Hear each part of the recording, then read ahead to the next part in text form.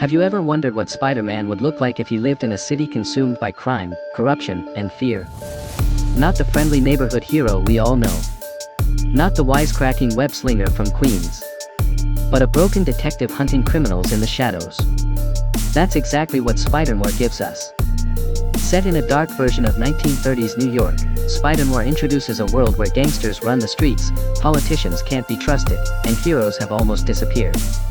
Episode 1, Step Into My Office, doesn't just introduce a new Spider-Man story, it creates an entirely different kind of Marvel universe. And by the end of this episode, one mystery becomes clear. Why did the spider disappear? And what will force him to return? Let's break it all down. In this world, Ben Reilly is no longer a hero. Years ago, he operated as a masked vigilante known as the Spider. But something happened. Something painful enough to make him abandon that life completely. Now he works as a private investigator. His office is small. His finances are terrible. And his reputation isn't much better. From the very beginning, it's obvious that Ben carries emotional scars. He's haunted by memories and regrets. Unlike traditional Spider-Man stories where Peter Parker struggles to balance responsibility and personal life, Ben seems to have given up on responsibility altogether. He isn't looking for trouble. He isn't trying to save anyone. He's simply trying to survive. But that peace won't last very long. He isn't trying to save anyone. He's simply trying to survive. But that peace won't last very long. One of the most powerful criminals in New York is a mob boss named Silvermane. Silvermane controls massive parts of the city's criminal underworld. But even someone this powerful can make enemies. An individual named Jimmy Addison launches a violent attack against him. At first, this appears to be a normal gang conflict. But then something strange happens. Jimmy displays abilities that shouldn't exist. His powers seem almost supernatural. Suddenly this isn't just another crime story. It's the first sign that something much bigger is happening in the city. The appearance of these powers changes everything. For Ben Reilly, it means his investigation is no longer routine. For viewers, it signals that Spider-Noir's world contains much more than gangsters and corrupt politicians. Something unusual is emerging from the darkness. And it's only the beginning. While dealing with criminal investigations, Ben receives another assignment.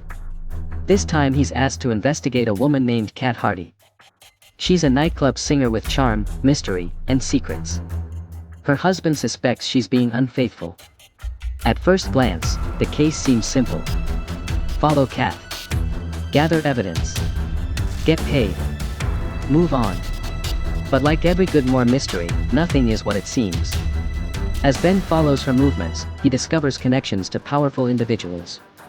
The deeper he digs, the more dangerous the situation becomes. Soon he realizes Cat Hardy may be connected to something much larger than a cheating scandal. Her relationships tie into criminal organizations and political corruption stretching throughout the city. This storyline becomes one of the most important parts of the episode because it expands the mystery beyond simple crime. Someone is manipulating events behind the scenes. And Ben is slowly moving closer to discovering who. The biggest shock of episode 1 arrives when Ben encounters Flint Marko. Marvel fans know him better as Sandman. But this version feels far more dangerous than anything we've seen before. Until this point, Spider-Noir feels like a gritty detective story filled with gangsters, corruption, and mystery. Then everything changes. The appearance of Flint Marko confirms that this world isn't just dealing with ordinary criminals.